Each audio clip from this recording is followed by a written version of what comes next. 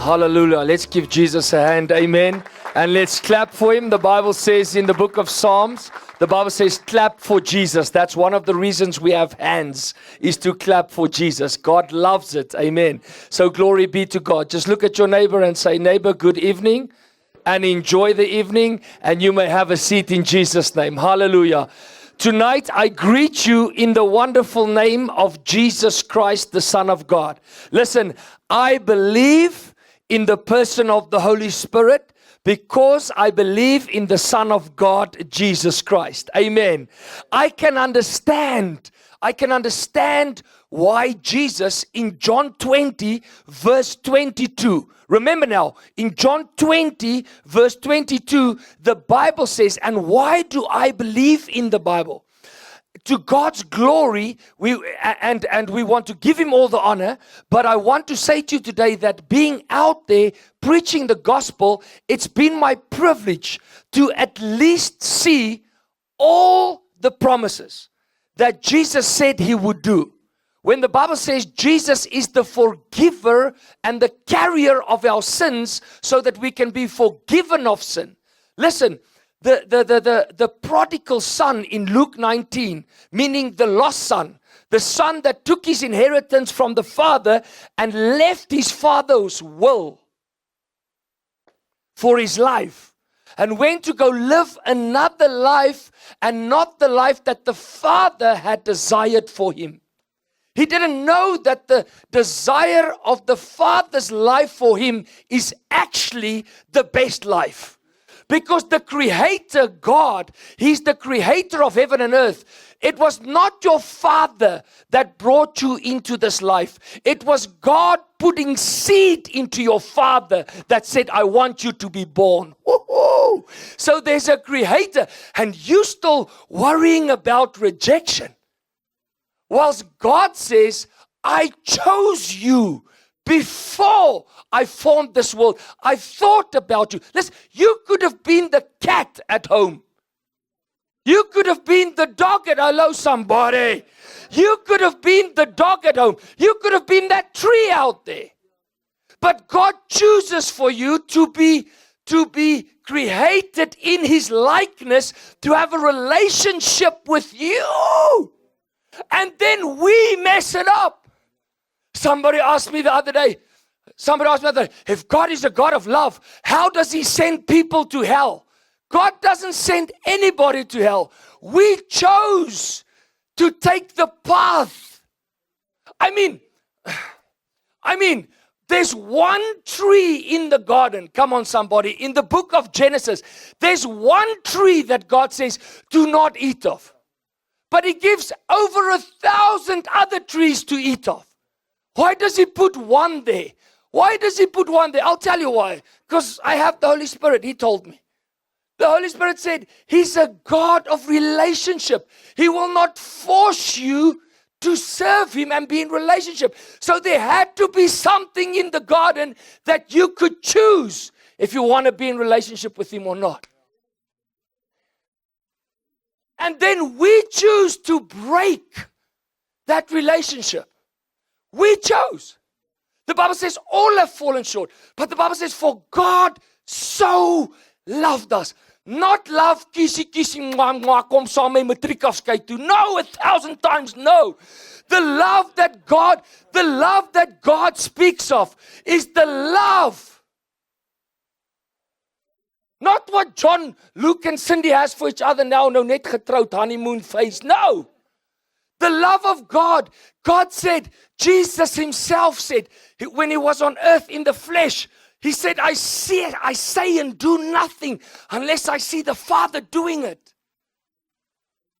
And then He says, there is no greater love than risking your life for somebody else. That's what Jesus came to do. For God so loved us. The agape love, which means He so loved you that even though we sinned against Him. And then He says, there's no big sin, small sin. He says, I don't care. You can be as red as grape juice of your sin. I want to forgive you and wash you as white as snow. What a mighty God. And then God comes and he says, this is my love for you. I'm not going to ask you for a matric afskeid. I'm not going to ask you to eat a fruit because I see you messed it up. He said, that's just a little joke.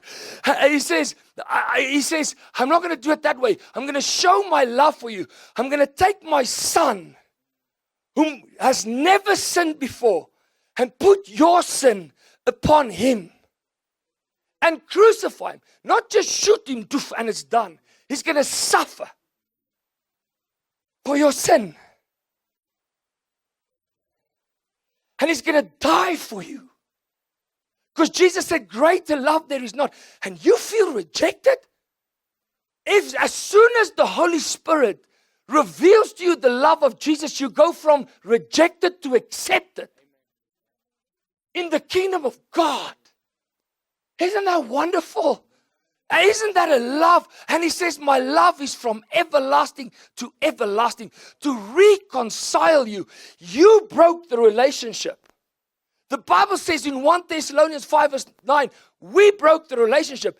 He says God had to choose whether he destroys us in our sins or he saves us from it. But to save us, it's going to cost him his son's life. Thank you. You're allowed to amen here, okay? Nobody's going to persecute you and sit you onder sincere. Jy kan amen hierso to Jesus. Because he's given you a mouth to praise him. And if that doesn't give you enough to praise you, we sinned against him, but he so loved us that he gave. Listen, it's different if you see me love this man. Somebody runs in here, shoots him, and I jump in front of the bullet. Everybody will think, wow, Israel loved Richie as a brother. But it's different. If somebody wants to shoot him, and I take my own son, and I throw him in front of the way. That's how much Jesus loved us. And that love compels us so that it's the love of God through Jesus that makes me want to say, I don't desire the things of the world anymore. Because I know it hurts him if I go back. Because he deserves my turning away from the things of the world and walking to him. Because heroin cannot get me into heaven. Cocaine cannot give me a permanent peace that gives me hope for eternal life. For God's sake, show it to the people. But you know why I'm so glad? When Jesus was here on earth, the Bible says he was anointed with the Holy Spirit and power. Acts 10 verse 38. How Jesus was anointed. So the Bible says Jesus did no miracle until the Holy Spirit. Yes, he came in the flesh, had to go to the cross. But my brothers and sisters, listen to me tonight. That was not the only reason why Christ went to the cross. It's the most important reason. To let our sins be forgiven, to be reconciled back to God, and to have eternal life. But it's not the only reason. The other reason why I said, if you're not, somebody told me the other day, why is the Holy Spirit? Is the Holy Spirit important for me, Israel? I said, if you don't die tonight, yes. Because this world has a system of the one that deceived us in the garden through Satan. And his work is to steal, kill, and destroy. Oh, but I love that John 10 verse 10. You know, I'm a stupid, old, try to be rugby player. But I'm born again. And I have the Spirit. And I'll tell you something. I did not study so much at school. Okay, I wanted to say, don't tell my mother that, but she knew it because she could see it on my report. But let me tell you something. In John 10 verse 10, somebody's got to get excited about this tonight. Asseblief, as daar tradisionele mense tussen julle is, don't worry about them, please. I need you to preach back to me. Hallelujah. Because watch what John 10 verse 10 says. It says, for the enemy, Satan has come to steal, kill, and destroy. But thank God, I'm clever enough to know that there's not a full stop. There's a comma also. A comma means the sentence is not finished. So the devil has come to steal, kill, and destroy. Comma. But Jesus says, I have come to give life and life more abundantly. So look at the lost son. Look at the lost son in Luke. Now, I can't understand why people don't want to turn to him. Because the father said, this is my life for you. Peace and joy. The lost son, the lost son, the prodigal son. Let's just say lost son for those who don't understand prodigal like me. The lost son took his inheritance, ran away, and spent it with the things of the world. Harlots, drugs, everything the world can offer you. And then he decided, listen, he wanted to become a servant in his father's house because he spent everything. Everything was stolen from him. The Bible says, then he decided he wants to go back. He said, I'd rather be a servant in my father's house because even the servants get treated better than what I'm here in this world. Whew. So he turns around. There's the repentance. And he runs back to the father. When he gets to the gate, the father runs to embrace him, waiting for him. And you know what? When he got to the gate, the son repented. Father, I've sinned. But then he says, I'll rather be a servant. You see, that's where the heart comes in to say, I don't deserve the sonship anymore.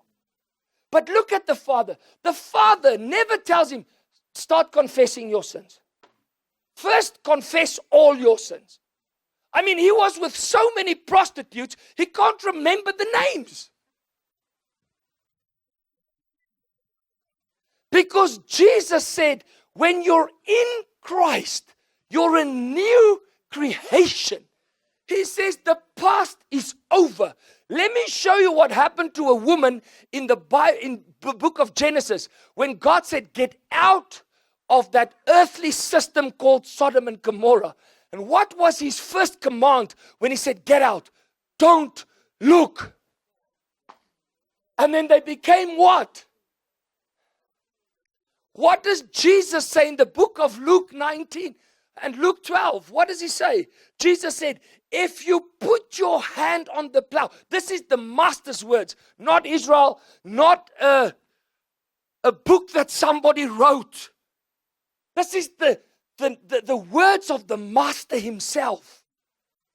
He said, if you put your hand on the plow and you look back, you're not worthy to be in my kingdom.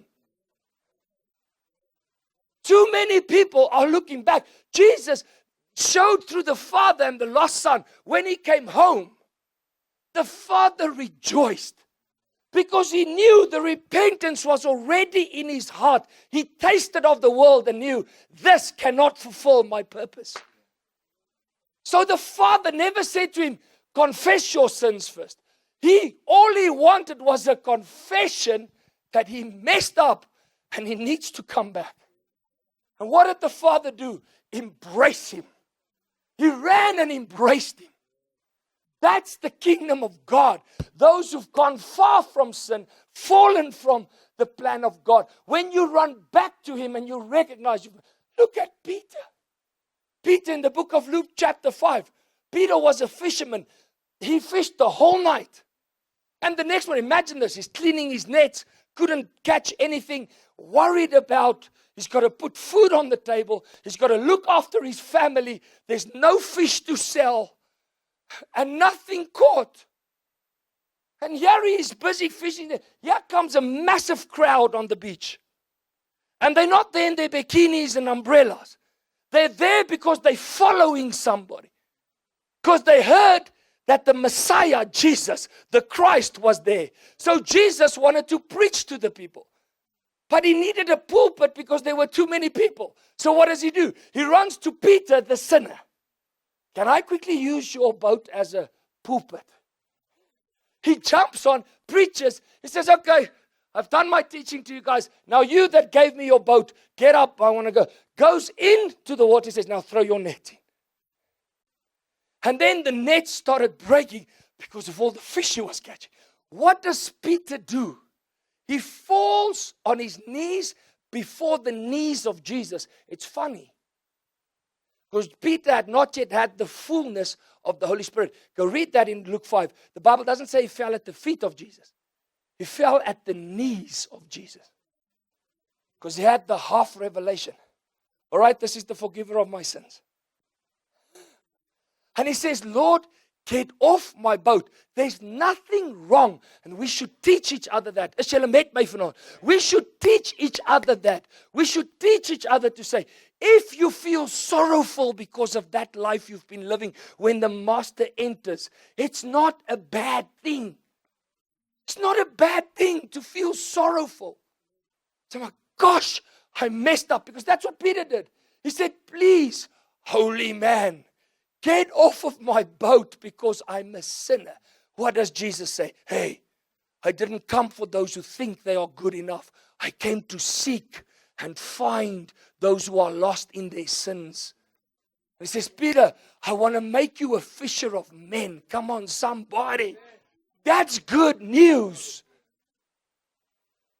But now Jesus, before you fall asleep, Jesus, now, he's got one mission, to go to the cross. But look here, people. I want to say to you today, if I understand the Word of God right, which is my privilege to be in 12 to 20 chapters a day, living in the Scripture. Because the world needs the answers, and the Word has all the answers.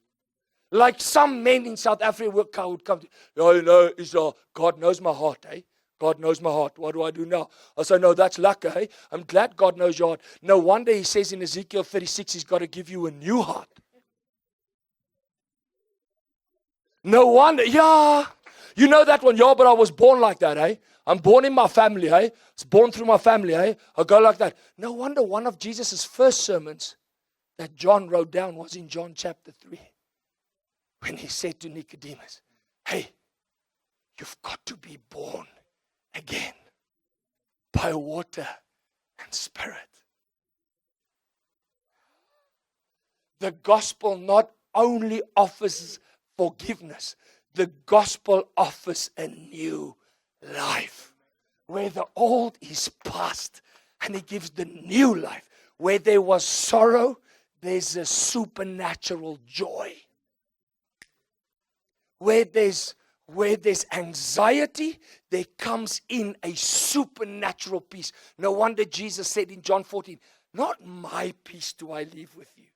He said, not the world's peace, my peace I leave. There's a difference between the world's peace. You see, sex will give you a pleasure for 5 minutes. Drugs will give you a pleasure for 5 hours. There'll be peace when you wake up. The peace is gone, the problem's still there. But when Jesus comes, he gives an eternal peace, and he gives a supernatural power to overcome the things of the world. He doesn't say he's going to take the problems away. He said, but whenever you go through fire, I'm going to be there. Whenever you go through deep waters, I'm going to help you swim through it. Why? Why? Because he says, I want you to come out stronger.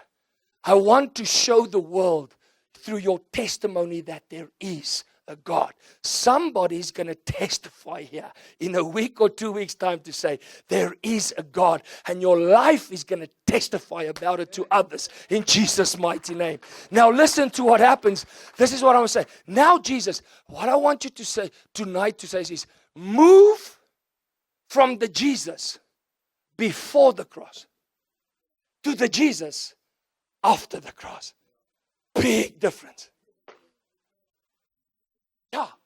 Before the cross, Jesus had to give wine. He had to turn water into wine for people to receive peace. John chapter 2.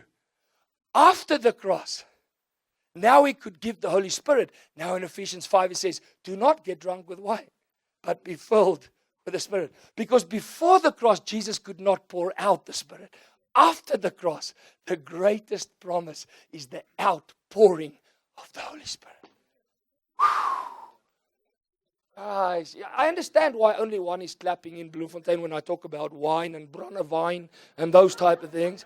I understand that. I understand that. I understand that. Now listen. Look at Jesus' first sermon. So I want to push on tonight, then we pray. This is my first conclusion. So you know I have 5, okay? Listen, my first conclusion. Watch what Jesus does. Remember now, before the cross he's preaching. And he says it's difficult to enter into the kingdom. Before the cross he says, ooh, but now he comes to display God's will when somebody is holy and without sin.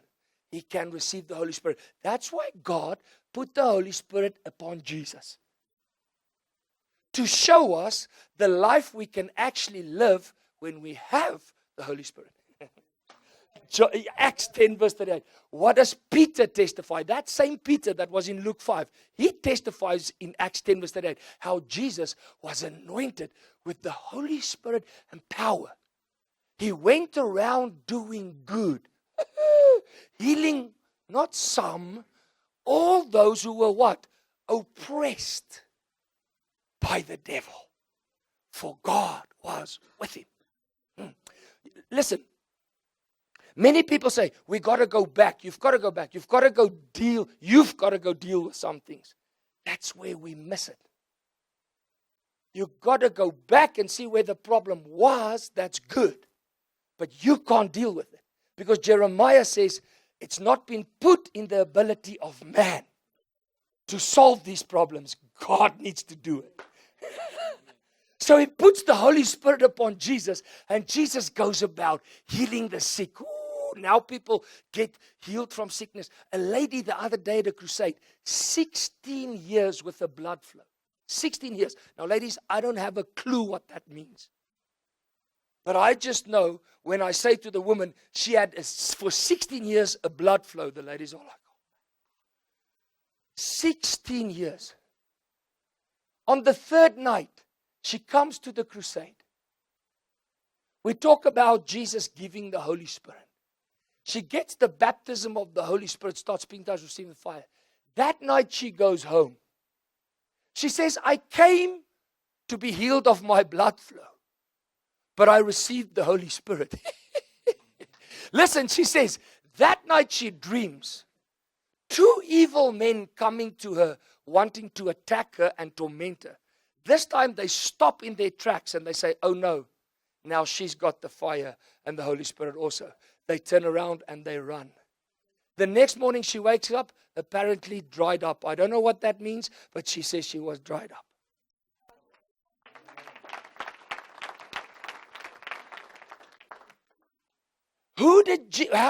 How Jesus was anointed.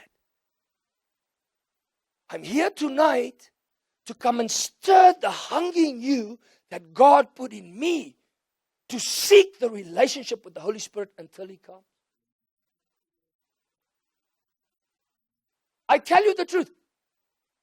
There is no way, there is one way we can live in these last days and overcome. Only one way. Relationship with the Holy Spirit. He's got the power. He's got the power. He's got the power to keep us. Now watch Jesus. Now he's got the Holy Spirit. He goes to the cross. I believe when he was on the cross, remember he said, Father, why have you forsaken me? That's when the Holy Spirit withdrew from him. Because on the cross he had to die as a sinner. But you know where the Holy Spirit went to when he left Jesus? He ran to the grave. And he was waiting in the grave. 1 day, 4 hours, 26 minutes. 2 days, 3 hours, 40 seconds. He couldn't wait. Because he knew it was written. On the third day, it was him that needed to raise the King of Kings out of the grave. He was waiting in the grave for God to say, it is the third day. Because remember now, on the first day of this earth, the earth was without form and it was chaotic, the Bible says. And it was darkness. And then who was hovering over the earth? The Spirit. What was he doing? Waiting. For what? For God to speak so that he can bring chaos back into order. To bring light into darkness. Depression. I've never heard somebody, I don't know much about depression. All I know is I had it. It's in the past. All I know about depression is, I've never heard somebody say, oh, this depression is so good for me. Oh, it's just brought light to my life. No. I've never heard somebody, please introduce me to that person.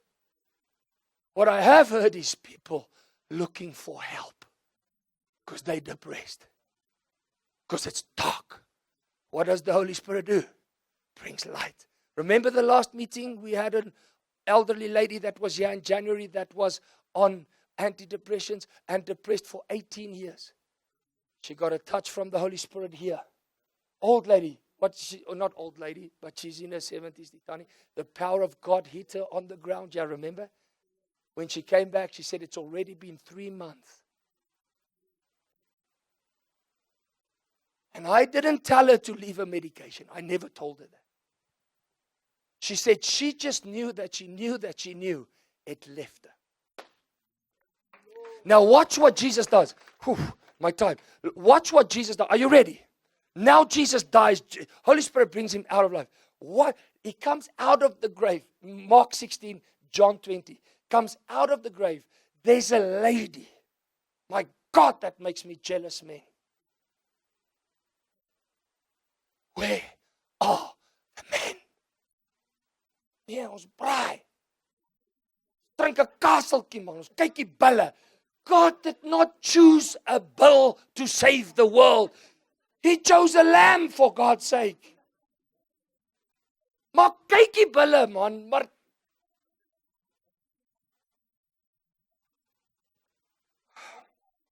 probably going to get into the newspapers about that one again. Prediker praat teen die bulle, stenig hom manne. Stuur hom Pretoria toe. So watch as Jesus comes out of the grave and there's a woman by the name of Mary Magdalene. Who's this Mary Magdalene? You first hear from her in Luke chapter 7. The Bible says she comes running, a prostitute. And she falls at the feet of Jesus. And the friend of Jesus, she says to Jesus, Jesus says to her, your sins were many, but you're forgiven. Go. And Jesus' friend is thinking, if Jesus only knew who this woman was. I want to know, how did Jesus know who that woman, how did his friend know who that woman was? But let's leave it there. So if only. But then Jesus again turns around and says, hey, I didn't come for those who think they are good enough. I came for the sinner, to bring them where? To repentance. Not just forgiveness. Right, now Mary Magdalene. And then Jesus casts out 7 demons out of her. Phew. The other day I was at a church. While I was preaching, I did not look for it. I prayed for it. But I did not look for it. In the service while I was preaching, a demon manifested. Oh, you should have seen the response of the Christians. This is strange. This is like a circus. How do you know what a circus looks like? You must like a circus if you know what it looks like. But I mean, a demon gets cast out. The guy runs to the water baptism, gets baptized right after the demon leaves. And some people are like, what's going on here? So Jesus cast out 7 demons. Now this woman is the one. Don't worry about him. It's the joy of the Lord. Okay? So watch what happens. Watch what happens. So now Jesus comes. And Mary Magdalene, he says to Mary Magdalene, gets out of the grave. And I get this picture, okay? It's not in the Bible, but I'm a picture person. I get this picture because he comes running out of the grave. And he says, Mary, tell them, Go tell them I've risen. I'm coming. So Jesus has now one thing on his mind after the cross and after the resurrection. Go tell them I'm coming. Now, I get excited. The first time I read it in John 20, I was like, wat gaan nou gebeur? You can feel it building up because now he's risen. Now I want to see what he's going to do next. What is he focused on doing after he's been risen from the dead? He says to Mary, go. Mary runs into and everybody's like, Thomas is like, first got to put my hands in his holes and in his side. And then all of a sudden, while everybody's discussing whether he's risen or not, in comes Jesus right through the door. He's so in a hurry and excited to share this with people that he doesn't have time to open the door. He runs through it. En ja, my so kykie, want jy het klomp revelations gehoor. I didn't open the door because the door, had a golden, and he couldn't touch it yet because he was not glorified. Pfft. He was excited. Hy was opgewonde to get to his people. To do what? To give them the message. Watch what is Jesus' first sermon. Somebody's got to get this tonight. Dankie Richie. He runs through the door. And he said, hey, now I'm thinking, there was doubt in that door, wasn't there? Because Thomas said, I first want to. So there's doubt, there's unbelief, there's a prostitute, there's a fisherman that just cursed him and denied him 3 times. My God, I thought, nou gaat hy inkom met sy sweep, papa. Whap. You unbelievers, you sinners, you deniers. Bum, bum, bum, bum. No. He runs through the door. He goes, peace be with you. I'm like, what? Peace be with you. Peace be with you. Oh. And then he starts his sermon. My God, check Jesus' sermon. His first sermon after he rose from the dead. I'm waiting. I've got my notepad out. I'm thinking, I've got to make some notes. That's going to be a 2-hour preaching. No. What happens? He runs in. Peace be with you. And then he starts blowing on them. And he says, now you can receive the Holy Spirit. So you know what made him rush through that door. You know what made him rush through hell. Get the keys quickly. Rush back to heaven. Because that's where he was when he died. His body was in the grave. The Holy Spirit was waiting. He went to hell, kicked the devil, opened the gate, took the people back to heaven. Put his blood, sprinkled his blood in heaven. And then he said, Father, the door. Remember who's the munyako. Remember who's the door. Onthou wie's die deur. It's me. I'm here. And God says, open it up with your blood that can wash away the sin of the world. 1 John 1 verse 7 that says, behold the Lamb of God. And then he says, who loved us and washed us. All of our sin, not some. All of our sin. He washes, puts on the blood, gets back into his body, runs, and he says, okay, now they're forgiven. Now they're washed clean with my blood. Now they can experience the Spirit of God. Now it doesn't later, whoa. Now it doesn't have to be in a box on earth anymore. It can be in the body of the creation that God made through human beings. And he starts breathing on them. His first sermon after the resurrection. Our first sermon after the resurrection. Now we can have communion, brothers and sisters. Let us bow our heads.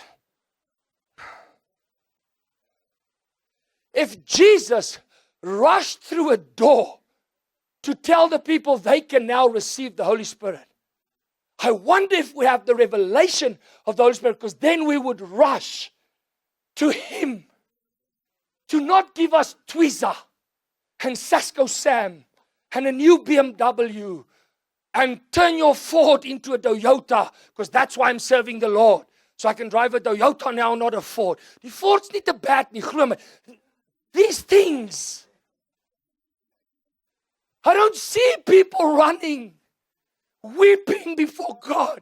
Give thy Holy Spirit, because you paid for it. The greatest price Jesus paid for you after going to heaven, for you to stay on earth. It's not a house. It's not a wife. Sorry, John Luke. This is not children. You're not put on this earth. Your main purpose was not to be a mother. Your main purpose was not to meet your mother. Your main purpose is the Holy Spirit to introduce you to your Savior, your Lord, your God, Jesus. It's about Him. Everything else is important but secondary.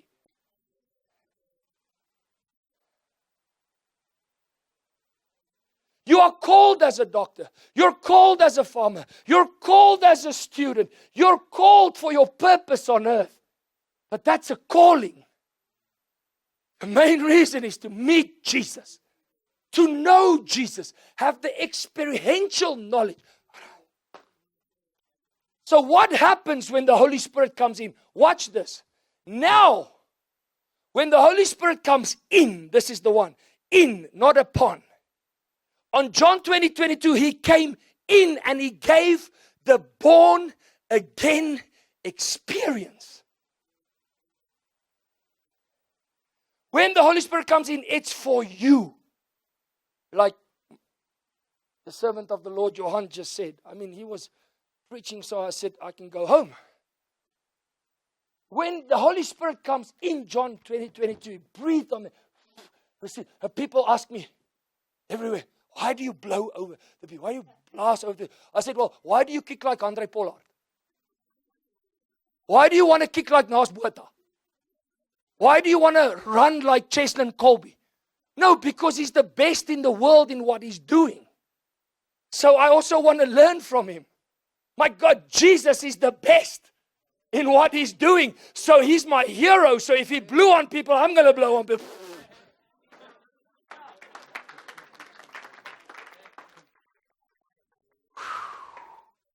Yes. Hallelujah. Now watch this. This is what I quickly want to share with you. The fruits, if the Holy Spirit has come within, according to the Bible, not according, I can tell about my experience, but according to the Bible. Because when He has come in, He brings the born again experience. What is that experience? Number one, He makes Jesus real. You will not be able to serve Jesus with human wisdom and doctrine. 1 Corinthians 2 verse 4, the Bible says, Paul says, my gospel cannot and did not. He should have said cannot.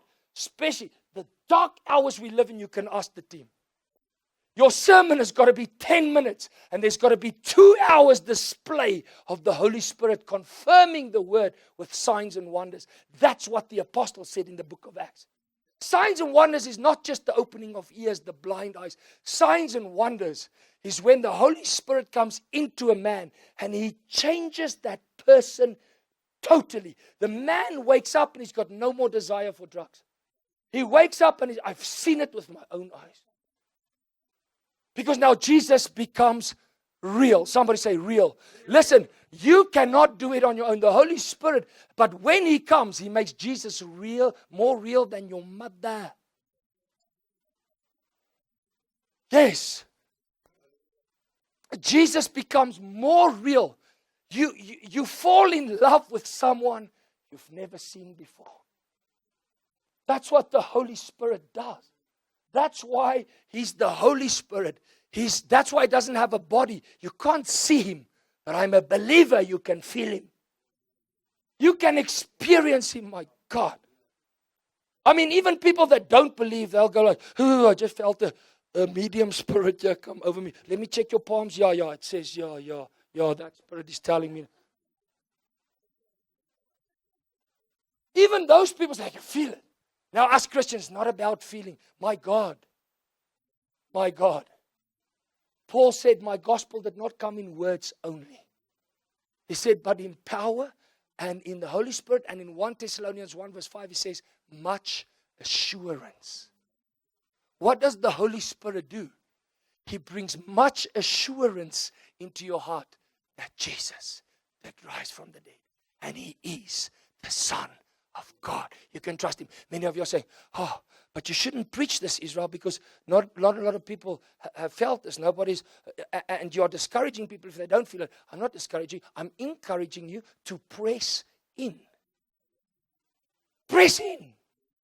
Whether it's a dream, a vision, to my brother at 25 who mocked me about Jesus, laughed at me because I'm not in the nightclubs anymore, not drunk anymore. Well, I was drunk, but not in wine anymore.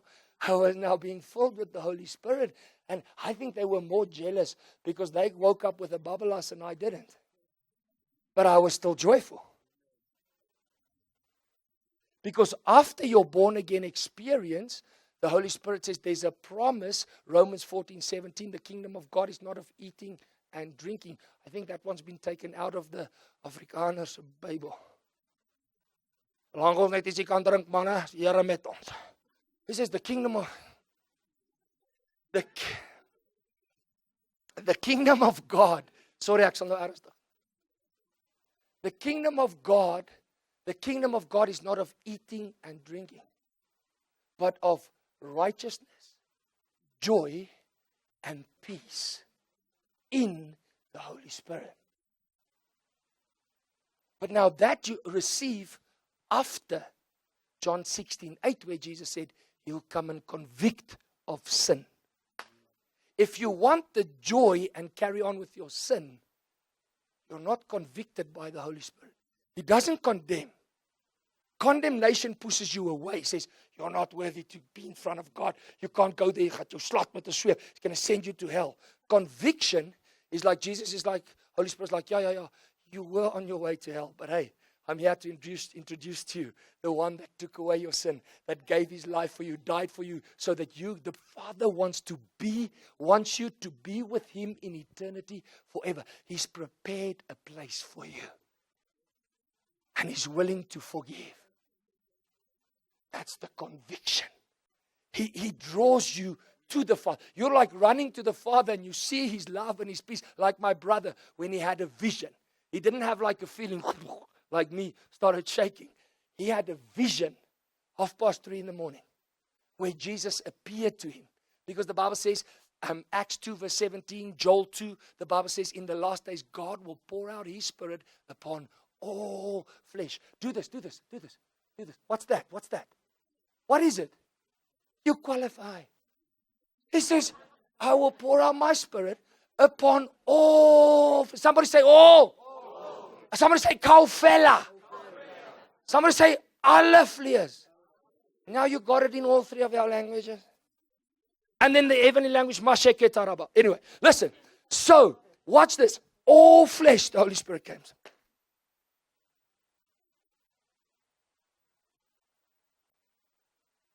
So Jesus, that was his first sermon. And my brother, he mocked me about Jesus, and it was one prayer. I preached to him. I sowed the seed. I said, Lord, your word says one sows the seed, other one gives water, you make it grow. Easy, my brother, I plead for you for my brother. My God, the one morning 7:30, knocks on my door, and my wife opens the door, and she says, Martin, what's gaan aan? And he's weeping, crying. And my wife is calling me from the room. Wat gaan aan met jou broer? Hy sê, wat gaan aan? So I run. I say, but what happened? He says to me, come to say I'm sorry. Sorry for what? You know the boereman. Kom sê net ek jammer, huh? Okay. I'm like, when he said it like that, I knew he was serious. So I'm like, wat gaan aan? He says, oh, Jesus appeared to me this morning. He doesn't know about dreams and visions. We didn't know the Bible. I said to him, what does he look like? Because I tested him. He says he's a bright light. You can't see him. Remember Paul in Acts 9? When Jesus appeared to him in a bright light. Then my brother says to me, but it's not what he looks like. It's the presence he carries. I said, what do you mean? He says the willingness to forgive me, the love, the peace. My wife was standing next to me. So he baptized. He says, sorry. I said, did he say anything to you about his faithful servant, your brother? And he says to me, no, only thing Jesus told me was, that's enough for now, Martin. And he went back to heaven. Yeah. So, listen, that afternoon, my mother already phones me. That afternoon, my mother phones me. Ons moet bid vir jou blaas, nee? That afternoon, I ken her, I know her, don't worry, we're friends. She's also been freed from depression and addictions here. For how long? First touch here, in the chair. So my brother, back to my brother. My mom phones me that afternoon. We're talking, ma, seun, goedjies, chatting, het jy 2-minute noodles, and then all of a sudden she says to me, hey, she looks at me, she says to me, oh, she's talking about, she didn't look at me, she says to me, hey, what's wrong with your brother? I'm like, hoekom? She says, he's changed. That was the same afternoon of the morning he met Jesus. What is the other thing when the Holy Spirit appears to you? You change.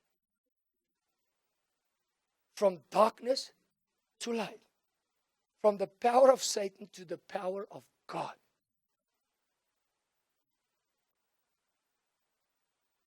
And 3 months after that, I bury my brother. Dead. So he needed an encounter with the Holy Spirit to make Jesus real before he goes to heaven. Because now first heaven was prepared for us. But while we're on earth, Holy Spirit was prepared, is prepared for us to make Jesus real, to trust the end time. Let me finish. Let him do what he's doing. Because that's the Spirit of God through him enjoying the service. Leave it. Someone will say, gaan die Here dit met my ook doen? I hope so for some of you. Anyway, listen. Lees gou so. Watch now what happens. So number one, are you with me? Number one, he makes Jesus real to you. Like, you're ready to die for him. Because when Jesus blew over Peter, remember he denied him 3 times before the cross. When he received the Holy Spirit, now he went to die on the cross upside down. For not denying Jesus. When you get the Holy Spirit, you don't go looking for death, but you don't fear death anymore. Because then you speak like Paul, who also had the Holy Spirit. For me to live is Christ, to die is gain. There's a man sitting in your midst here that has gone to heaven, died and went to heaven. He's been put back in his body. He's here. Among you here tonight. He can testify. And he said he didn't want to come back. I said to him, why didn't you want to come back? You've got a wife and 3 children. Why didn't you want to come back? He said, because if you've been with Jesus, you know that everything on earth has just been given to you as a gift. But he's the giver. It's Jesus. It's all about Jesus. I think the other reason he said to me, he said, well, if he didn't want to come back because if he goes back, he was afraid he wasn't going to make it again. That was so funny to me, but serious. Nee, doc. All right. So, listen to this quickly. Krijg gou vir my Hebrews. Now, watch what happens. Number 1, and then number 3 is you get a hunger, a supernatural hunger for the Word of God. I don't know what the hell. No, it wasn't what the hell. I don't know what the heaven happened to me when I became born again. I didn't want to go out with my friends anymore. You can ask my pastor. He was worried about me. You got to get out a little bit. Because I would go to work, come back. If I get out, I couldn't wait to sit on my dad's chair. The only thing what do you mean? Say, what? Inherited from him was his kick-out chair with a lamp and sit the whole night in a plot, op 'n plot in Ribbelsdale and read the Bible. I didn't want to watch sport. Not that there's anything wrong with sport. I didn't want to do those things. It supernaturally happened. I hated reading. Ask my teachers. I didn't like reading. But when the born-again experience, I got a love and a hunger for the Word of God. Because this is His letter to us. Hunger. Finish. Jesus is real. You desire change. When the Holy Spirit comes in, you desire to change. You're not looking for excuses to carry on in your sinful life. You desire the change. Now, I'm not saying the very next day, everything's going to change. But you start desiring it. Because now you're used to throwing the F-bomb.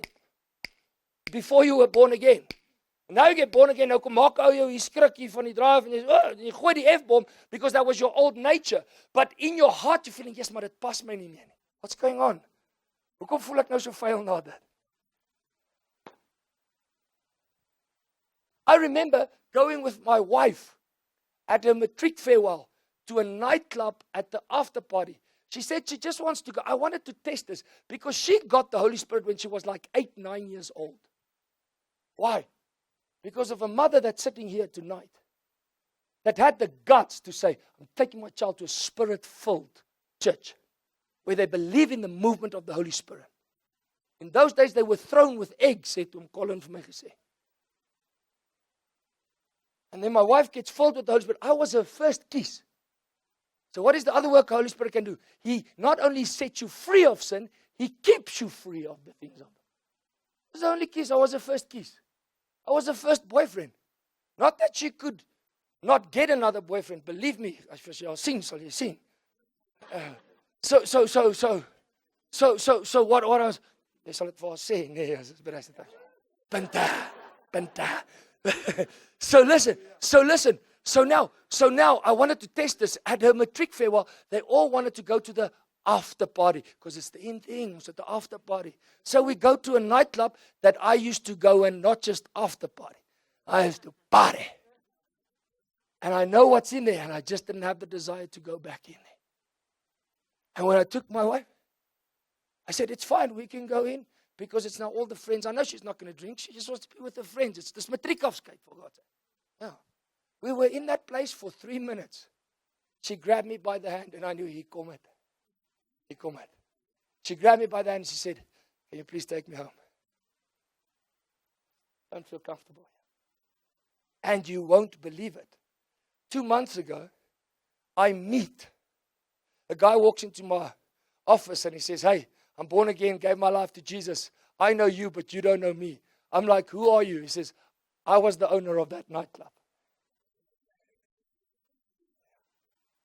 He says, I saw you many times. I said, amen. He says, but now I'm seeing you everywhere with a mic and preaching this Jesus that I also gave my life to. Come on, somebody.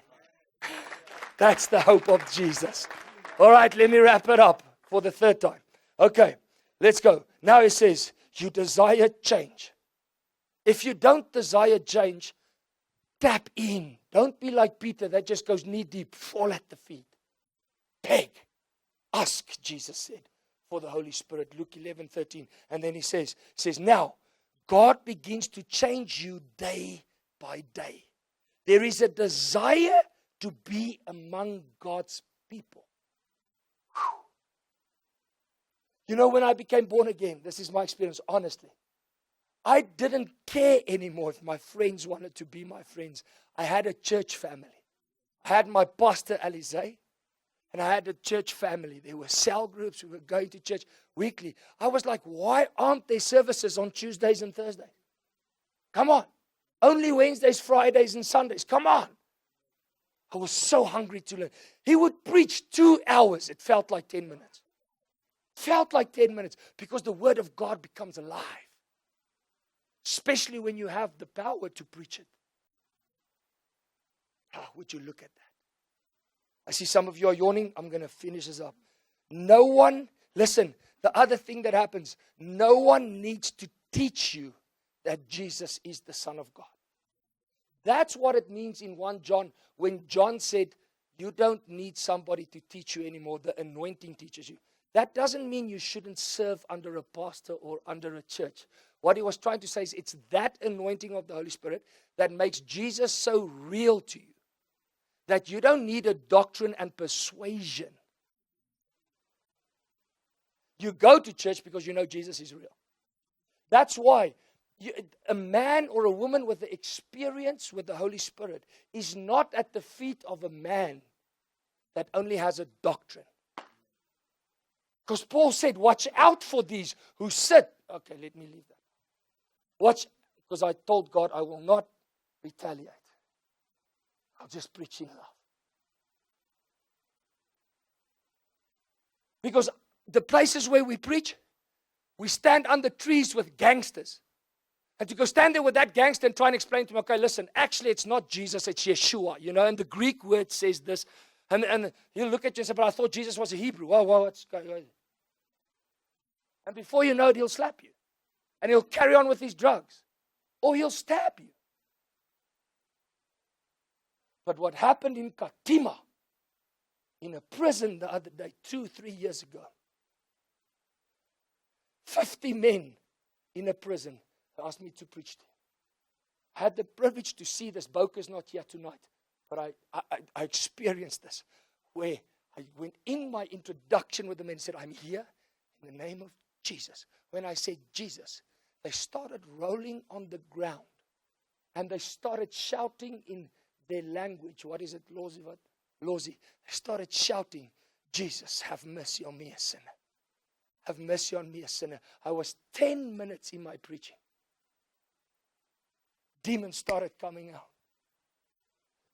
The prison let me know 2 years after the prison, there they are, they can witness. 2 years later, the prison let me know that every single one of the prisoners that was in that meeting that day has gone out of prison before finishing their sentence because of a changed life. And that was not a preaching. So to those who have a doctrine, just come with me a little bit. Yeah, but the speaking in tongues with the Holy speaking in the Holy Spirit is not for us today. Well, I wonder what you're going to do. See, that's now the Holy Spirit laughing again. I wonder what you are going to do if you come to us like in, what was I plek in Zambia, where we were now? Kalabu. That while I'm preaching, while I'm explaining to the people about Jesus, the Holy Spirit, the people in the crowd, the Holy Spirit starts falling on them and they start flowing in a heavenly Holy Spirit language. And when you bring them up, you say, what happened to you? They'll say to you, I don't know. I just felt this living water come in me, this peace and this joy. I felt chains break over me. And when I looked again, this language was coming out of my mouth that I don't understand. In fact, you know what? Actually, I'm lying. Don't come with me if you don't believe in this. Because it's in places like that where the people are arm, poor, where they only have a lappy around them to come to the service. That's when I stand before them. I can't, like the Americans, say to them, I have bread and tweezer for you after the service. I tell them, silver and gold I do have, but only enough to come to you for free. But what I do have is the message of Jesus that leaves you with the one in you when I leave, the one that changed me, the one that helped me. He's going to be with you. Like somebody said to us the other day, you evangelists, you are like a circus. You go for 4 days, then you pack up and you leave. I said, madam, one thing I can remember. I said to the people, tell her. One thing I remember about it, when I was 5 years old, was the first time my father took me to a circus. And I still remember it up until today. Because it was the first time I saw a real lion and a real elephant. So my message to that lady was, madam, the only difference between us and the circus packs up and takes the lion with. We pack up and the lion stays. There's someone greater than the preacher. Listen to what happens to you now when you become a born-again Christian. Let me show you quickly. This is now for the Christians. Those who want a born-again experience, wait for me after the service. Let me finish this up. Listen to what happens when you have the born-again experience. Hebrews, is it now, where am I? Page 1, Jesus. Hebrews 11 from verse 13 to 16. Read it quickly, Richie, quickly. Whoa, it's becoming a By faith, there we go. Sarah herself also received Is it strength. Hebrews 11, 13 to 16? 13 to 16. Yes. You see, he's becoming a pastor now, not an evangelist anymore. These all died in faith. Listen to this. They all died in faith. You're all going to die someday. Surprise, surprise. Not having received the promises, Okay, read further. but having seen them afar off, were assured of them, embraced them, and confessed that they were strangers and pilgrims on the earth. Stop. Listen to what happens if the Holy Spirit comes into your heart. You start realizing you're on this earth as a stranger and a pilgrim. You know what is a pilgrim? A pilgrim is somebody just temporarily passing through a place to his permanent residence. So what the Holy Spirit does when He comes in your heart, that's why you can have joy above the situations of this earth, because you know this is not your permanent residence. You have a read, yeah, one or two clap. You see now. The preaching is too long. Okay, preach. Go. For those who say such things declare plainly that they seek a homeland. They seek a homeland. Yes, go. And truly, if they had called to mind that country from which they had come out, they would have had opportunity to return. Yes, go. But now they desire a better, that is Listen, a heavenly country. A born-again Christian desires a better place than this. Which is what? Read it again. But now they desire a better, that is a heavenly country.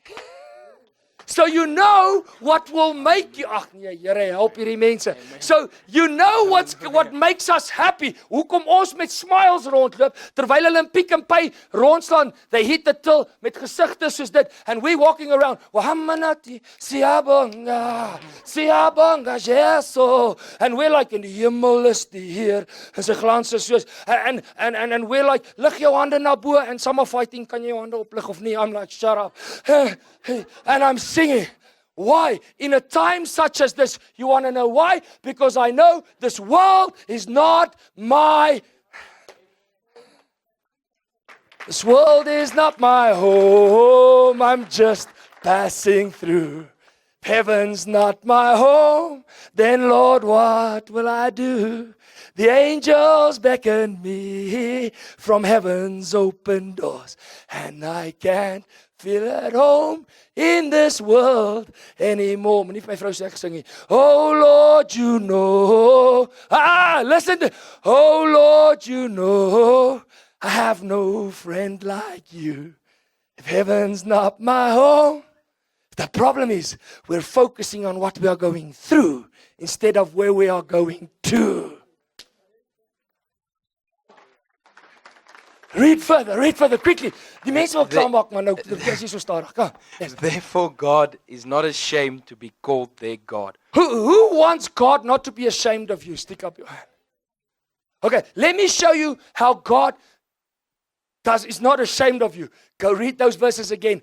Those who know they're pilgrims and they're strangers passing through. Their eyes are focused where they're going to. But that doesn't mean they sit on their backsides here on earth. They know that if Jesus is not back yet tomorrow, we've got to do something in this world to draw more to Him so that more can come with us. Hallo wil jy luister. Alright, listen. Hebrews 10 verse 35, quickly. Hebrews 10 verse 35. This is what a true born again Christian. So what does he do? Go for it. Vandag nog. Let's go, brother. Hebrews 10, dis nou net die hoofstuk voor 11. Therefore do not cast away your confidence. Listen. Therefore, listen, what do Christians do? Is it so boring? Gaan aan. Home cell. So is hierdie so okay, alright. Listen to what he says. Go, quickly. Therefore do not cast away your confidence. Watch what he says. Do not cast away your confidence in Christ.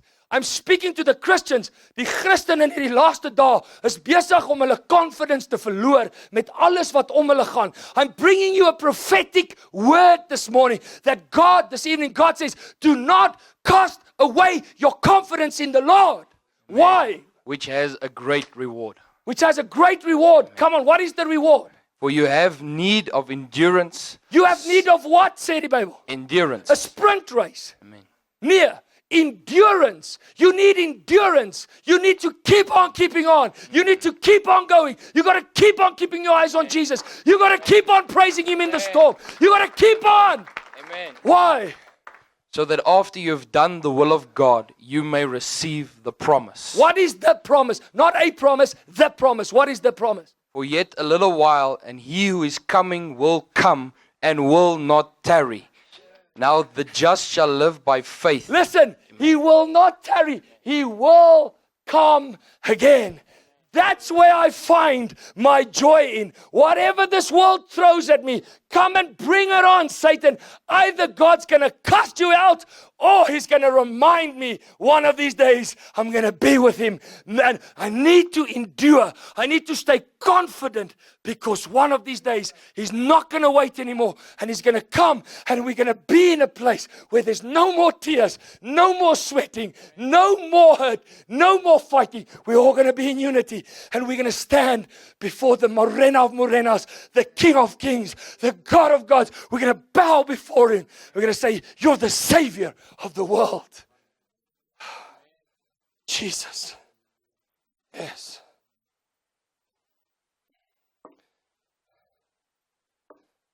That's why that song came up to me this afternoon. I'd rather have Jesus than silver or gold. I'd rather be his than have riches and gold.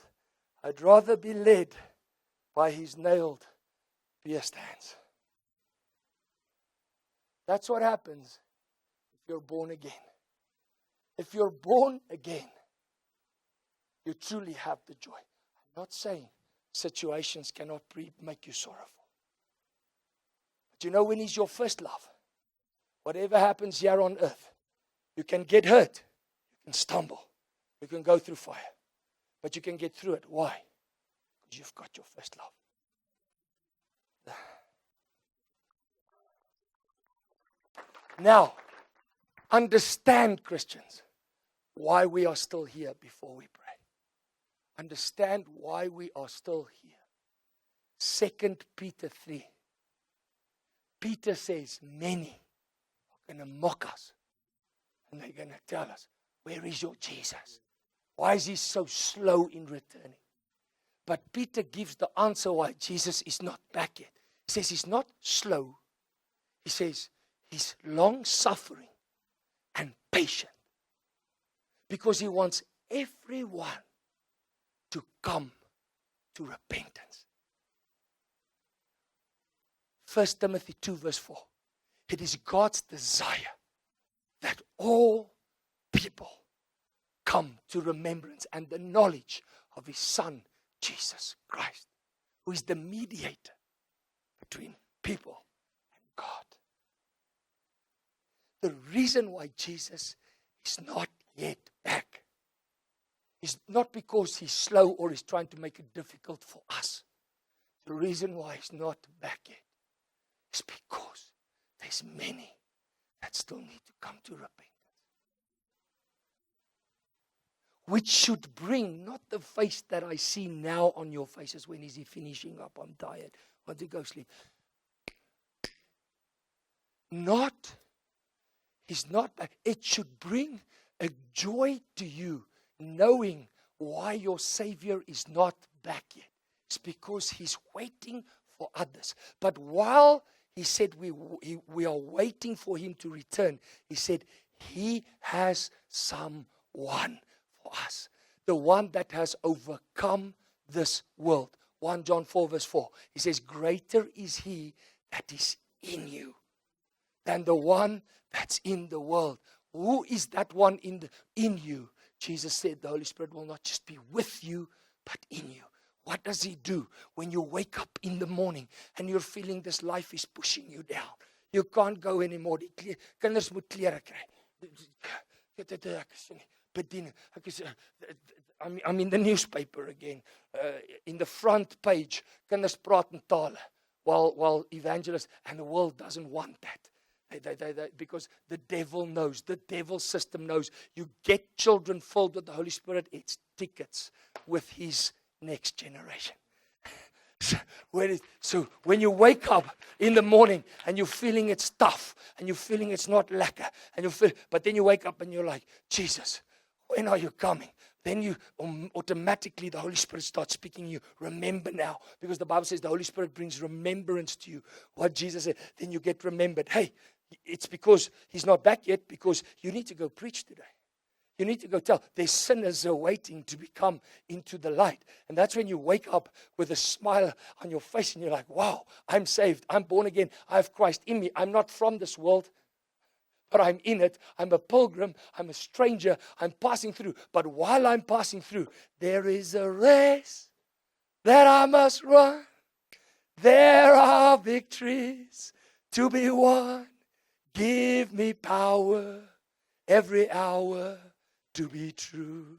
Now, before we pray, the reason why you're here and what Bloemfontein and the country needs to know. When Jesus said, the Holy Spirit now is in you and is going to come upon you.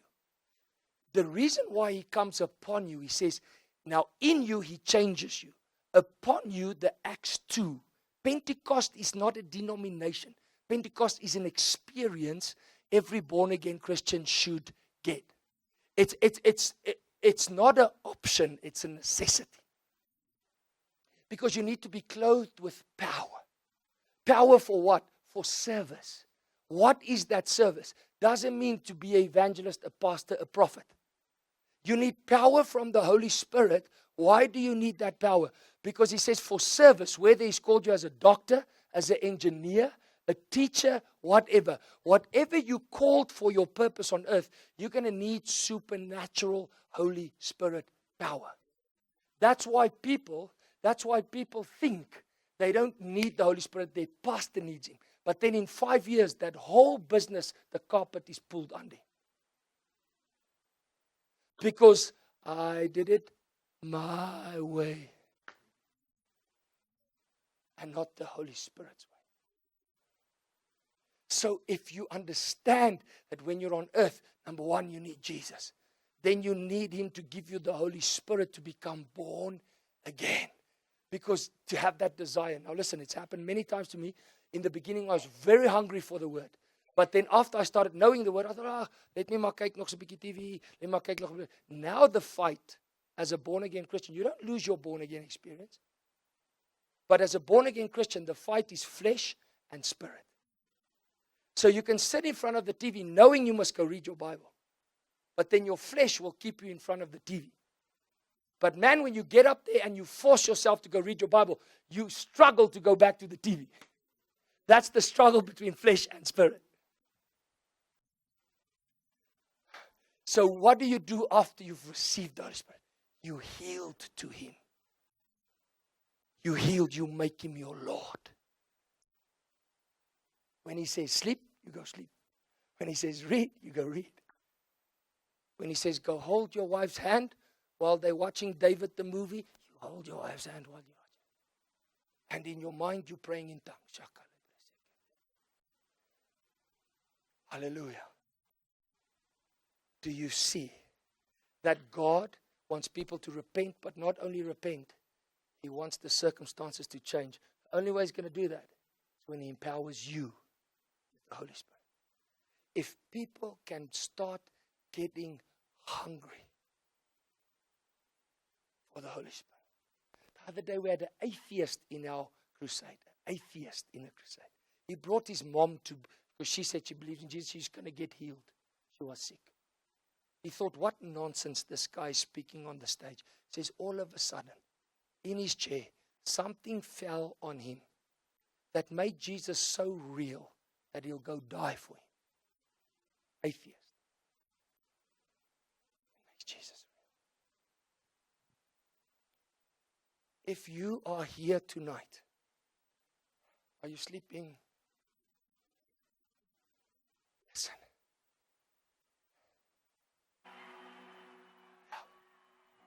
Listen. In 2 Samuel 6, David,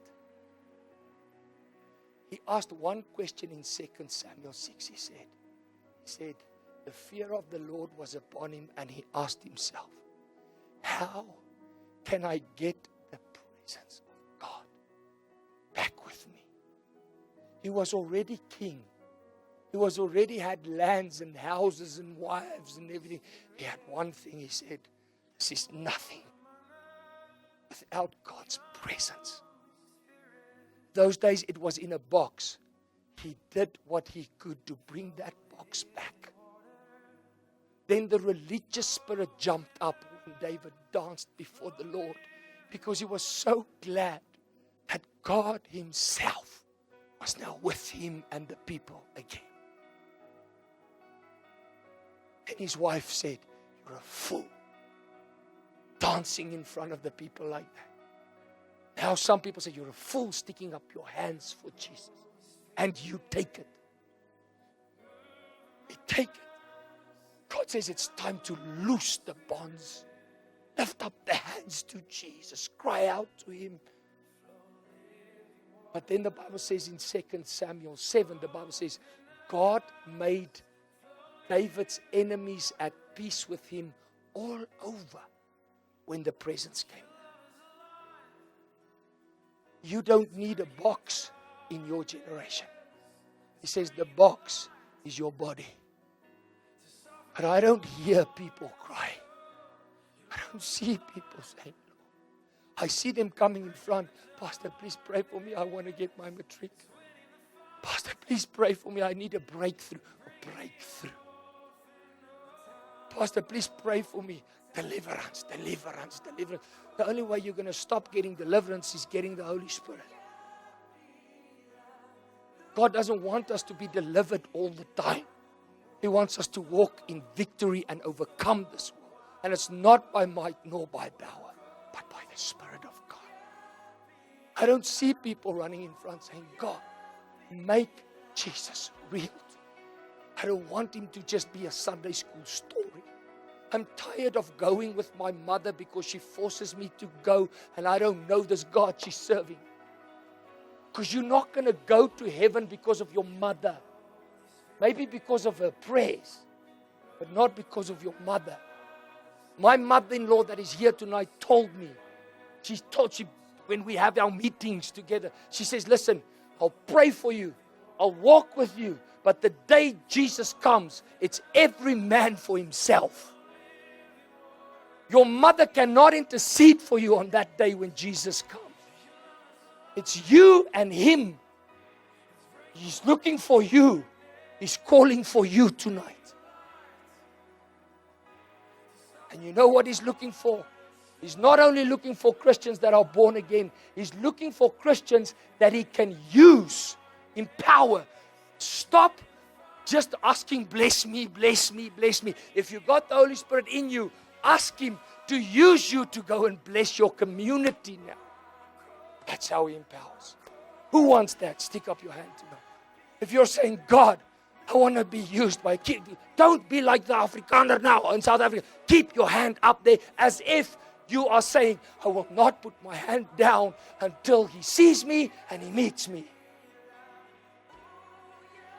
If you're here tonight, sure, the Holy Spirit inside of me is speaking now. Word of knowledge. For those who are saying, hoe kan die Heilige Gees deur jou praat? Read your 1 Corinthians 12. There's a word of knowledge that is coming out. God says, there are people here. He brought you here tonight because you've become tired.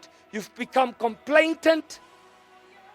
If there is a word like that, you've started complaining. You're arguing. You've looked around you. You have forgotten that you're a pilgrim. You're only a stranger. And you're going to get there one day. And he says, I'm bringing you back.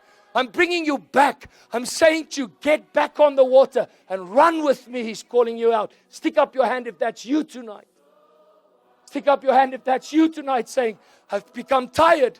I've become, Lord, I've taken my focus off you. Now you that's got your hands up there, God's saying, come in front, come to the altar. People say, why should I come to the altar? Because that's a step of faith in the public to show I'm not shy of Jesus. Get in front here. If you want that prayer tonight, come and make a row here. Quickly, come. Where you want to say, God, I've taken my eyes off you. I've gone astray. But I want to come back, Lord. I want to come back tonight, Jesus. I want to come back tonight, Jesus. I want to come. Lord, I need to understand that I'm only a pilgrim here, Jesus. I'm only a pilgrim here on earth. And then those who are here tonight, is there anybody here? I'm going to pray now. Is there anybody here tonight that you've never called upon Jesus, but your heart is beating out now? Your heart's beating out to say Jesus, because the Bible says if you believe in your heart, you confess with your mouth after repentance. You know that you're a sinner and you need a Savior and you want to turn from your sins. And you want your name in His book. Is there anybody like that here tonight? Just stick up your hand. For the very first time tonight, you're saying, Jesus, I want to surrender to you. I want you to save me. I want you to give me the born again experience. I repent of my sins tonight. Is there anybody like that? Just stick up your hand, because I want to know if I want to pray with you.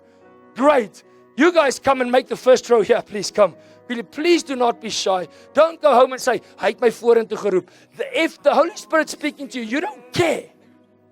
You don't care. You're hungry. Wow. Oh, would you look at that? Praise. Can we, the rest of us, give Jesus a hand clap for this? Wow. Wow. Wow. Wow. Wow.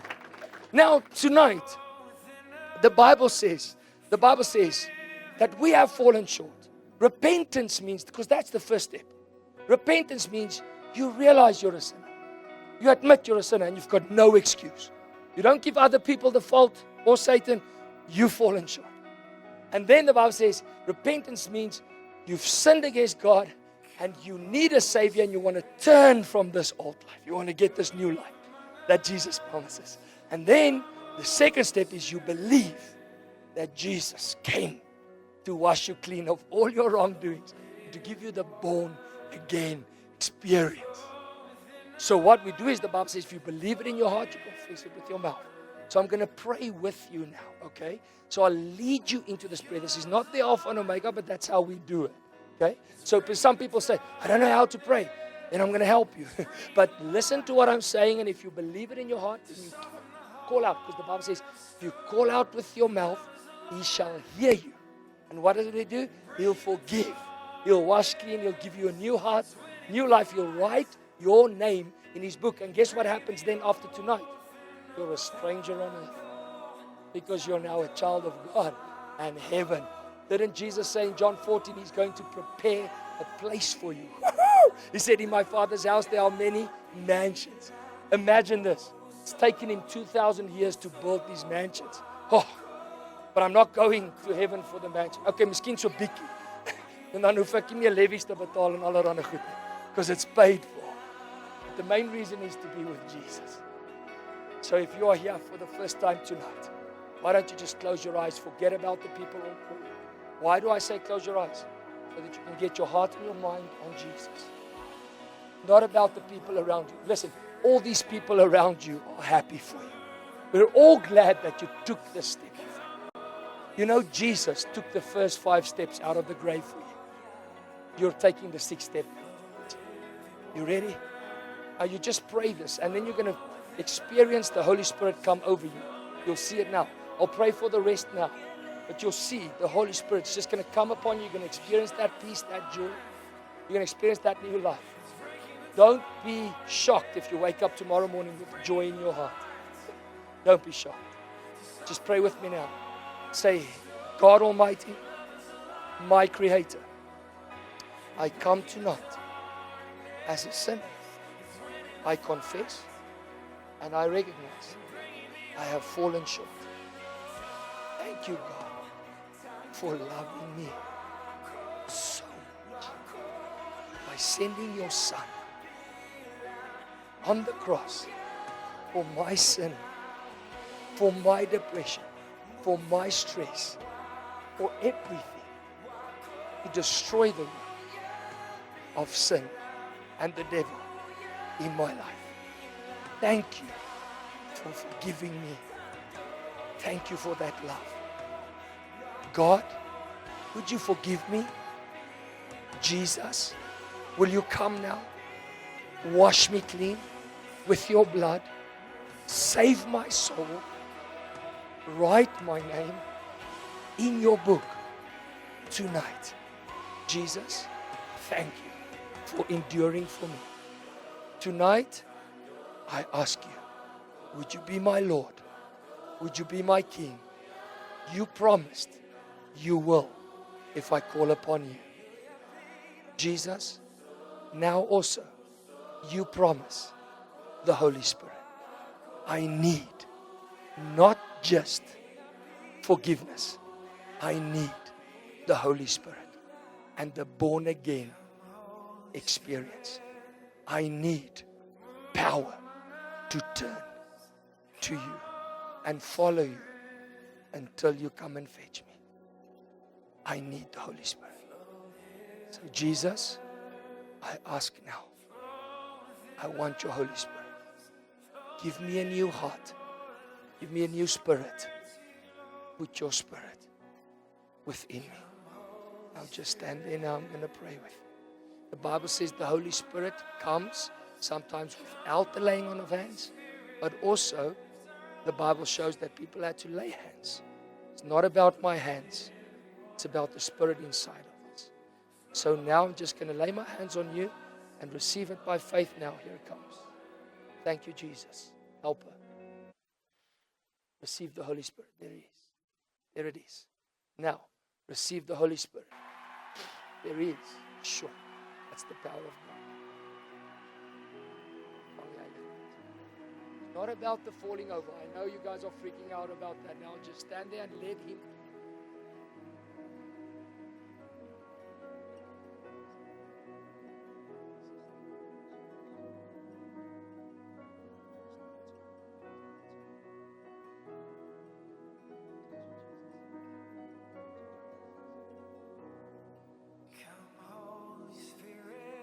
Not about the will experience the peace and the joy, rivers of joy running from the inside out. Fire of God. May Jesus stop every work of Satan over your life now as he has promised. The blood of Jesus cleanse you. Can we give a big hand to Jesus tonight as people come and surrender? Listen to me. I know they hear me. Listen to me quickly before we carry on praying. I want to tell you this is the best decision you could have made. Tonight, there's no greater event, no Boney M, no Rock Z, no AC/DC at a stadium. Listen, the greatest event in your life is going to be that day when Jesus returns and your name is in his book. Now remember, this is your start tonight. Now you need to run with him and follow him. So he's starting with you tonight. May the Holy Spirit give you power. May the Holy Spirit give you power to endure. Sure. Look at the power of God upon that woman. Changing completely. Thank you, Jesus. Look at that power. Thank you, Lord. Thank you, Jesus. Now, we have some pamphlets for you. Come and see us afterwards if you would like to be plugged into a godly family from here. Because you need that now. If Jesus is not going to come fetch you tonight. I'm not prophesying hartaanvalle, but if it happens, you need a family to run. So we can get your name and number so we can pray for you and we can plug you in somewhere. That'll be great. So with you, the evangelist is done. Now, is daar water? The next step, I'm just saying, the next step is if you believe in Jesus, you've repented of your sin, Jesus says you must be baptized. Not sprinkled, baptized from head to toe to be washed clean from your sin. Is there anybody here tonight that has not yet been baptized from head to toe? Anybody here? Just stick up your hand. I'm not going to force you. That has not been baptized yet? Only one? Okay. Okay. I just want to say that if you make Jesus your Lord, you do what he says. And he said, go and preach the gospel. He didn't ask people. He said, command them. After they believe, baptize them so you can die of your old life, rise up in a new life. So there is water and a baptism pool at the back there. Surprise, surprise. That's what we do because we're serious about Jesus and doing what Jesus did. He said, if people believe, baptize them. Because you've got to die of your old life. Okay? You get into the water if you want to there. Some people say it's cold. I didn't bring my costume. Don't worry about the costume. We've got clothes here for you if you want to. So after the service, there'll be somebody baptizing at the back there. And it's hot water. Praise the Lord. Look quickly. All right. So praise God. Nou die evangelist niks met julle te doen. Nou julle by die kerk inplak. Hoor julle. Here, the God loves you. Congratulations. You're part of the family now. Let it run and let God change you day by day. In Jesus' name. God bless you. Praise the Lord. The rest of you, quickly. Just those who are saying, Lord, I'm coming back to you.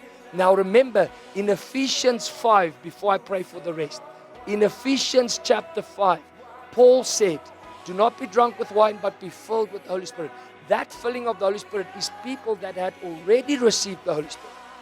But that infilling of the Holy Spirit means the Holy Spirit putting wind in your sail so that your ship can move daily.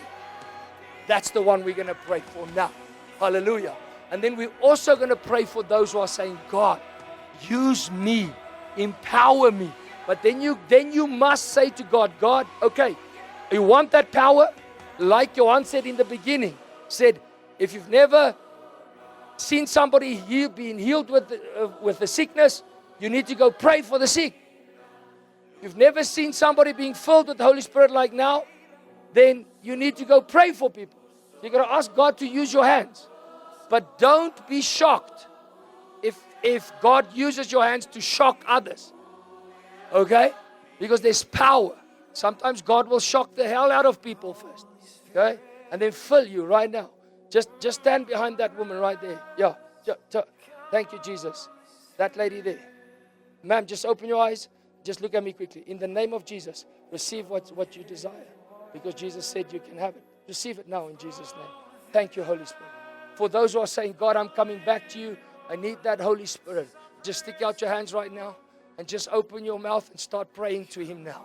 Start praying. Is there anybody here that is seeking to be so filled and empowered by the Holy Spirit that you receive the gift of the heavenly language where you pray? Is there anybody that desires that? To pray in that heavenly language now and to be baptized with the Holy Spirit in that way? Then come. Come in front. Come in front. Come in front. Come. While they're coming, let me just explain. People, I know, I'm actually doing well. It's only been an hour and 45 minutes. You won't believe, in Africa and in South Africa, when we have these crusades, the people don't want us to go home. Ask our sound engineer, Davey, where are you? He struggles to switch off the music after this. People don't want to go home. They're so hungry for God. In Prisca, it was pouring the third night. I said to the people, you can go home. You can go home. We'll come back tomorrow night. They stood there with the chairs on their heads. They didn't want to go. They said, please preach to us. The people were lying in the water on the ground under the power of God, speaking in heavenly languages. So hungry for God. See? Yeah, we've got air cons and a roof and area. Hang around. If you're hungry, I can't force you. That'll be the Holy Spirit. So now what's going to happen? Let me explain this quickly, then we do a corporate prayer. Are you ready? So those who are coming back to God, Jesus says, I must tell you. Like in Matthew 14, you that were complaining and whatever. Jesus says in Matthew 14, Peter walked on the water. And then he sank because he took his eyes off Jesus. And the storms made him sink. But then Peter prayed a great prayer. Help. And Jesus took out his hand, put him back on the water, and they walked back to the boat on water. Jesus says, I must tell you, the same with you. You looked at the storms of the earth, you sank. But tonight, He's brought you back up on that water, and He says, now get back and walk. And remember, He doesn't make you start over. He starts with you again where you sank. Hallelujah. So for all of you here, that's good news. I've never seen somebody respond like that. When we give good news. I mean, that's like eternal life good news, and everybody's like,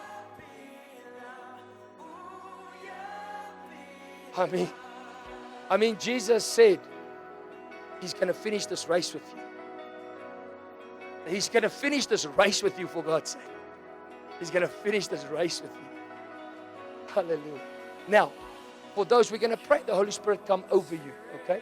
Some of you, the Holy Spirit's going to come upon you and give you that strength through prayer. Are you ready? Are you with me? Now, those who want the baptism in the Holy Spirit with the evidence of speaking in tongues, give me 1 minute to just quickly explain. The Bible says, when you get your praying language from the Holy Spirit, not the speaking in tongue for the church, the one that you're going to get in 1 Corinthians 14, where the Bible says, in 1 Corinthians 14 verse 2, he says, when you speak in that Holy Spirit heavenly language or that tongue, no one understands it. It is the Holy Spirit praying through you a perfect prayer to God. Now you would ask me, why? Why would I get a language to pray with that I don't understand? Because the Bible says it's not there for you to understand. It's there to edify you. Edify means battery charger. So it charges your spirit. It lifts up your most holy faith. And you're praying in the spiritual realm. The Holy Spirit is praying through you. And the other thing that happens in Romans 8, when you get this language, you know, sometimes you want to keep on praying, but your Afrikaans is finished and your English is finished and your Sotho is finished. But you want to stay in the presence of God and you want to intercede. That's when the Holy Spirit takes over through your mouth and you can pray for 4 to 5 hours without stopping for the Holy Spirit to pray through you. The Bible says in Isaiah 28 verse 11, this is the babbling and the stuttering of tongues, whereby the refreshment comes. So it refreshes you. And sometimes you'll jump up in the church and speak in tongues and somebody will interpret. But it's the same spirit. But there is a language for you to pray with. If you're like me on the road for 7-8 hours, your USB songs have gone through 5 times, and now nothing. You pray in tongues. And you know how it happened with me? I closed my eyes because the first time I saw it, I thought my pastor was praying in French because he's French speaking. And I was like, how rude is he praying up there and I don't understand French? But then I realized when he said, let's pray in the Spirit. That means they got every language, everybody started praying. I desired the gift. Because the Bible says, desire the gifts. And what does he say in Mark 16:15? Anyone who believes and is baptized, these signs will follow. They'll cast out demons in my name. Second one, they'll speak in other tongues. So you can get it if you have the power of the Holy Spirit. But it's not to brag. It's to edify. So what happened to me, I went into my room the one day and I said, God, I want to stay in your presence. It's like stirring inside of me here. But I don't have Afrikaans or English anymore. And I just said, Holy Spirit, I know you're in me. And I want you to manifest this gift through me now. And I said, thank you, Lord. And you know, like a baby, when the baby comes out, the baby doesn't start speaking immediately. The baby screams, and then when it gets old, it says, Papa, Dada, Mama, motorbike. What does the parents do? Does the parents clap the child on the head? No, you're not speaking properly. No, the parents encourage the child. Keep on practicing. And then it becomes, you see? So now when you become born again, you can get a heavenly language because you're a citizen of heaven. And the Holy Spirit speaking through you. So in the beginning, to me, it was like, thank you, Jesus. And I just went, Ye Baba Seke Laprama Shokorobo, and it came from itself. I don't want anybody to pray after anybody here because that's fake. It's got to be real. It must come out of here. But I believe in the speaking of tongues. It has brought me through many situations. So what you're going to do is how you want to do it if you want. Because I believe there's some of you that are already baptized with the Holy Spirit, but you're not operating in the gift of speaking in tongues. So what you've got to do today is you've got to close your eyes, get your eyes on Jesus, and say, Jesus, thank you, and not try to figure it out with your understanding. Let it come from the belly. And open your mouth, and when you say, Jesus, I want it now, then he says, stir up the gifts inside of you. So when you stir it up, you close your eyes and you say, thank you, Jesus, and you just start speaking in a language that you don't understand. The Holy Spirit will take it. Just like you don't say, donkey, Here, donkey, Here, Here. No, that's Afrikaans. You say, thank you, Jesus, and you go, thank you, Jesus, hallelujah, hallelujah. And it will start. It's already in your bellies. It's already in some of you already. Close your eyes right now. Whatever you need from the Holy Spirit, I'm going to come through and lay hands on you. People say, why do you lay hands? Because the Bible, sometimes people had to lay hands. So you want it now, or you want just the Holy Spirit to fill you right now. Just open your hands right there where you are, and you start praying to Jesus now. Because that's the best way, because then nobody can can testify and say, yeah, He prayed for me. You open your mouth and you ask Jesus, say, Lord, I want the Holy Spirit. I want more of the Holy Spirit. I need the Holy Spirit more than bread. I need the Holy Spirit more than my life. Pray now. Open your mouth and start praying. Don't worry. Nobody's going to set you on a sincere here if you pray out loud. Nobody's going to chase you away here. We're looking for desperate and hungry people. Just say, Lord, fill me now in Jesus' name. And those who want to be baptized with the Holy Spirit, as you are praying right now, just say, thank you, Jesus, and just start flowing in it. Say, Lord, baptize me with the Holy Spirit and fire now. Mambere so kombo shikere lipramash keteramahando rondobo. You're asking me, why do I pray over the mic? It's not for you to pray after me. It's for you to feel comfortable that there's somebody else also praying in a heavenly language. Kolamashe kerabasito rokobo shiketelamaso membraso combre de sitaba hombre nashke telamandere shoko bresetedaba. Let's go. I need somebody from that side. Fire of the Holy Spirit. Thank you, Jesus.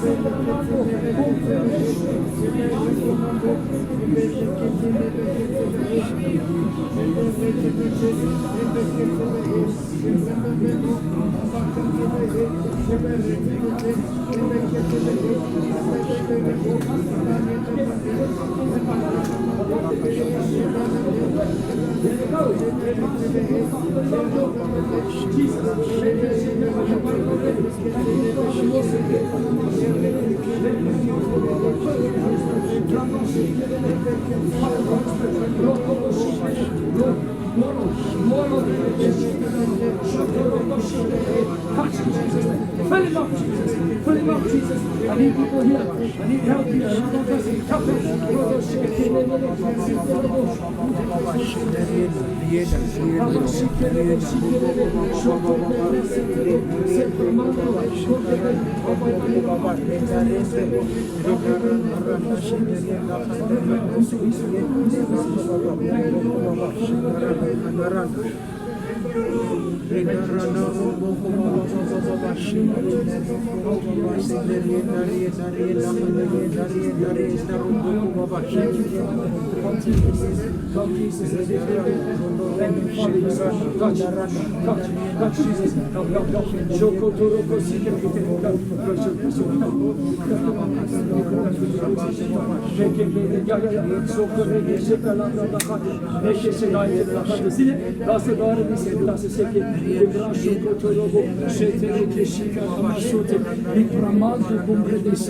Thank you, Jesus. Thank you, Lord, that you will fill your people tonight. That you will fill them up with the Holy Spirit. In Jesus' name, yeah, that's it. Word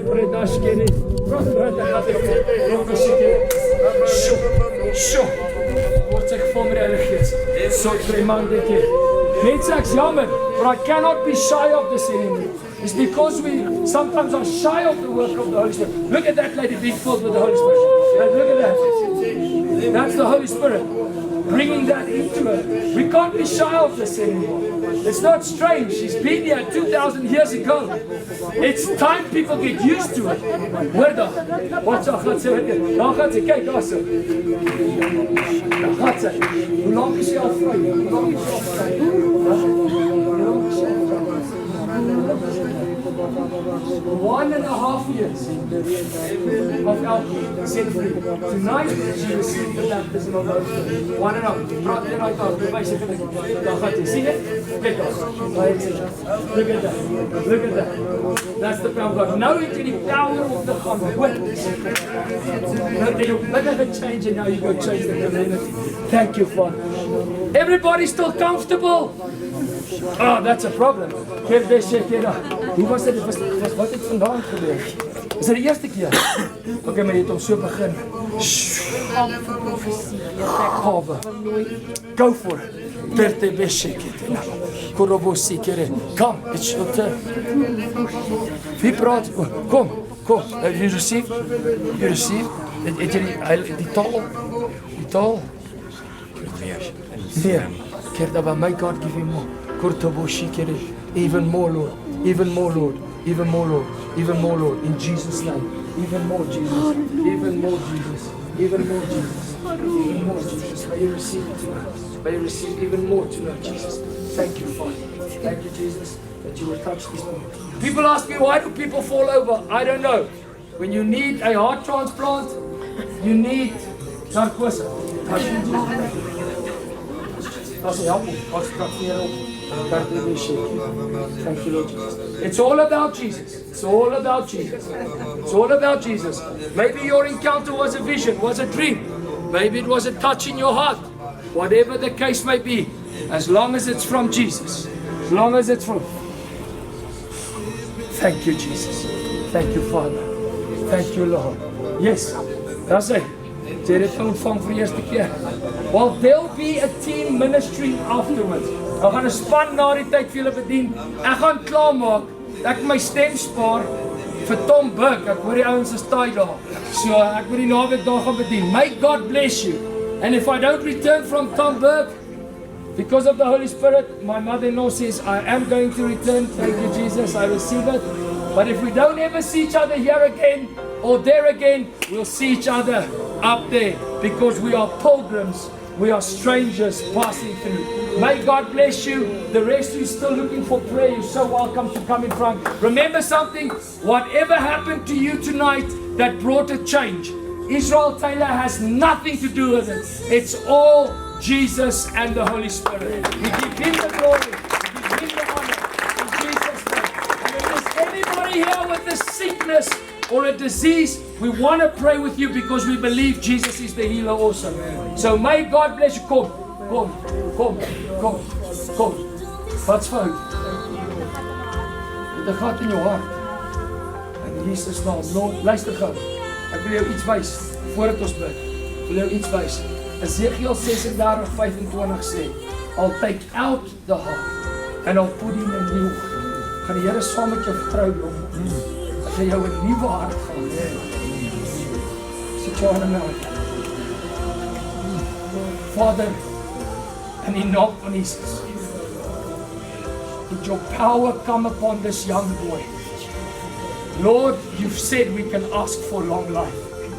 We're asking you for long life. Father, laat jou Heilige Gees nou oor hom kom. Touch in the name of Jesus. Holy Spirit, operate. Lord, operate on his life. Operate to give him a new heart. Here, maak my heart clean.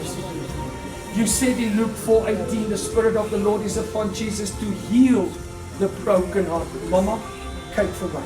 Familie, kyk vir my. Jesus het beloof. Hy maak harte genees harte en hy gee nuwe harte. Ek staan in geloof saam met julle dat as daai toets gaan kom asseblief, dan weet my so verlos. In Jesus naam. Wat vrede van ons het. Okay. Kom ons kyk wat gebeur vandag. In Jesus naam. Lord, just minister to you. Asseblief.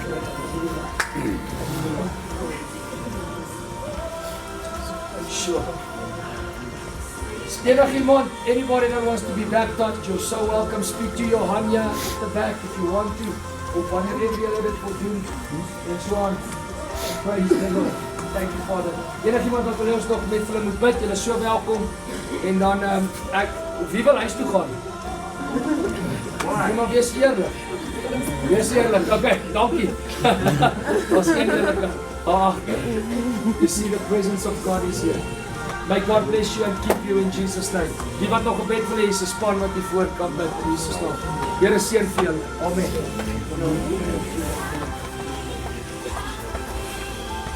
So yeah, thank you so much for coming. We pray that the Holy Spirit's presence will go with you wherever you go this week. We see you next time. And if there's anybody that want to be baptized, as Israel said, just meet us here at the back. Actually in the foyer there where they sell the coffee, just remain there. We're going to be giving you extra pair of clothes, and also there's hot water and a towel for you. So please do not miss your opportunity to die and to come into a new life with Jesus again. For those that's going home, please travel safely. And for those ones that still needs prayer, we're going to be here in the front praying for the sick, laying our hands and trusting God with you. Thank you so much. In Jesus' name, we see you next time. In the name of Jesus. Moya o halalela. Jesus.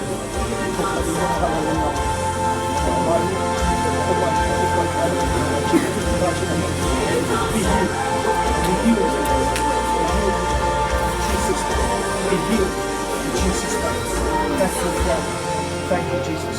Lord, may you heal. May you heal completely. May you heal completely. in Jesus' name. Toets hom nou. Test it. Test it. Be honest. Hoe voel het? Hoe voel het? How is it? Huh?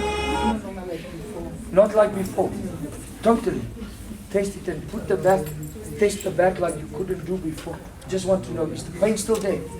Is the pain still there? Be honest.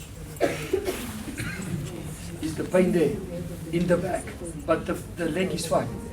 Praise the Lord. Let's pray again. Father, in the mighty name of Jesus, may the anointing of the Holy Spirit come upon us. In Jesus' name and release from now on. In Jesus' name, thank you, Lord. Thank you, Father. Keep on praying with me in Jesus' name. Come, be so good. Okay, asseblief. Ja, is reg, ja. Ja. Kom hier. Wat wil jy met ek voorbid? Okay, invloed. Sit jou aan my hande. Vader, in die naam van Jesus, is niks om voor bang te wees. Hy's 'n goeie God, hoor. Hy's 'n goeie God. Here, in die naam van Jesus. Holy Spirit, would you just run through her now? Gee haar daai vrede, daai liefde. En daar kom hy. Touch her now, Jesus. Touch her now, Jesus. Thank you, Lord. Let it flow through her tonight in Jesus' name. Thank you, Lord. Thank you, Lord. Thank you, Lord Jesus. You can bly bedien die Spiritjie. Bly bedien daar. Thank you, Lord Jesus. Lay the hands. Yes. Yes, you can pray. Ja. For peace, for joy of the Holy Spirit right now. Okay. Maar God het dit vir my gegee. Father, any voices of My rejection, 32 jaar begin dit nie te kan. I come against it right now. And the Father says that you are accepted in the Lord, beloved. please.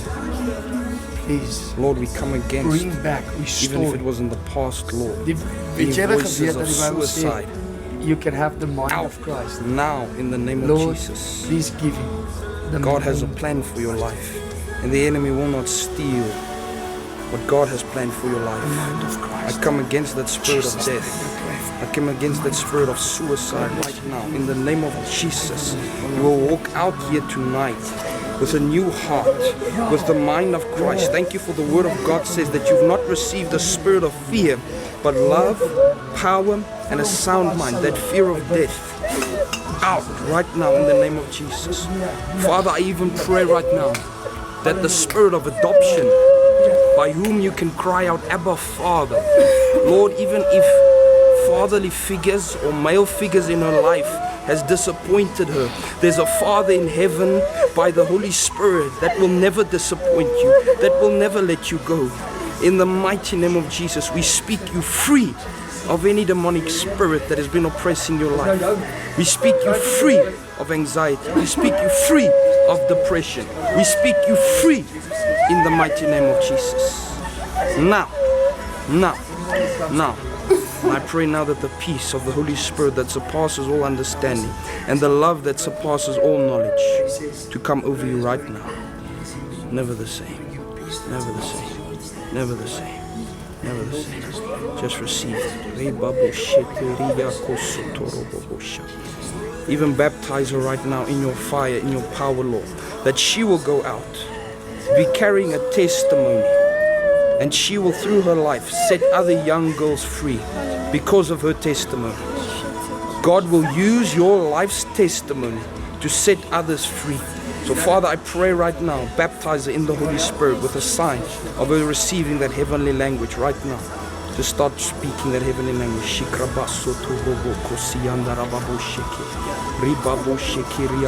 Yes, there it is.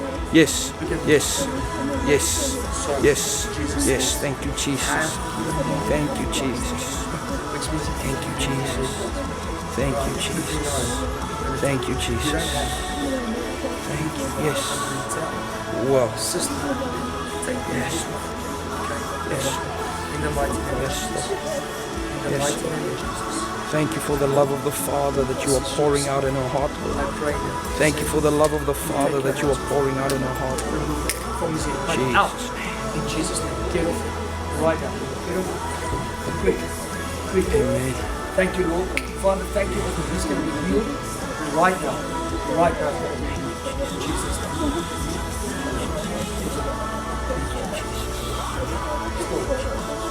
Thank you, Jesus.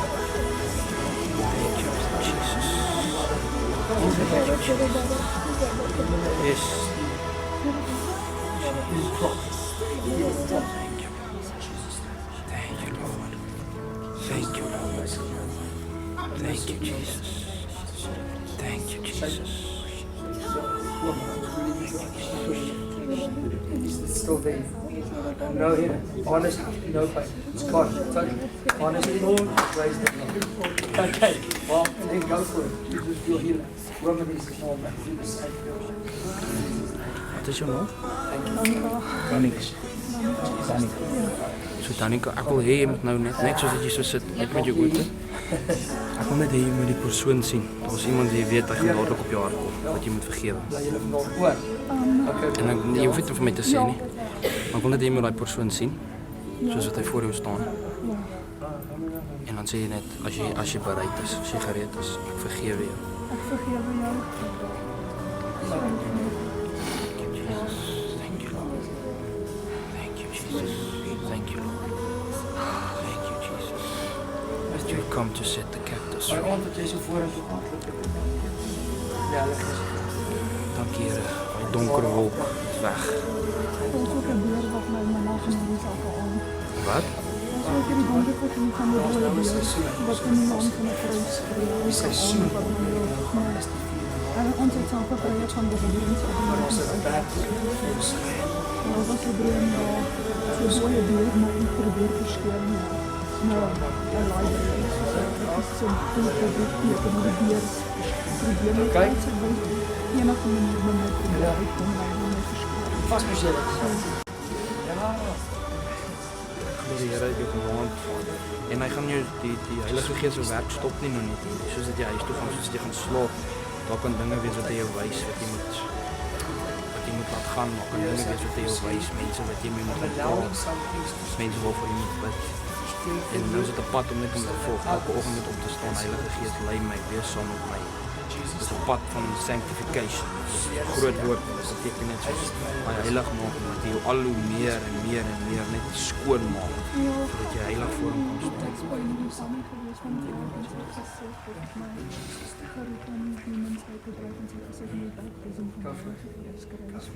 En jy dit ontvang. Amen. Amen. En dan jy kan in daai taal bid konstant, soos dat Israel vanaand gesê het. As jy uit Engels en Afrikaans hardop kan begin net bid. Hoe is jy reg? Jy net Voel jy? ligter Steek Ja, ek het soos 'n donker wolk sien, net soos 'n lig uit. Ja.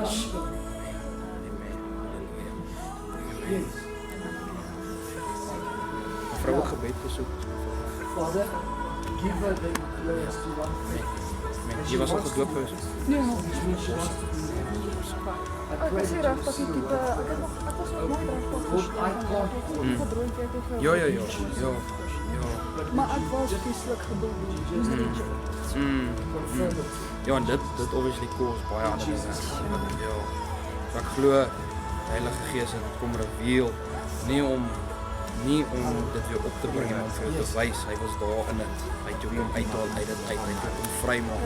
En hy gaan jou lewe as 'n getuienis gebruik. Ek het dit spesifiek ervaar. Ander dames, jong meisies wat deur dieselfde gegaan het as jy, jou getuienis gaan vir hulle die moed gee en dan deur Jesus, deur die Heilige Gees gaan hulle vry kan kom en hulle kan op pad staan. Halleluja. Amen. Maar I can feel that. I hope so. In Jesus' name. Amen. Bless julle, bless julle almal.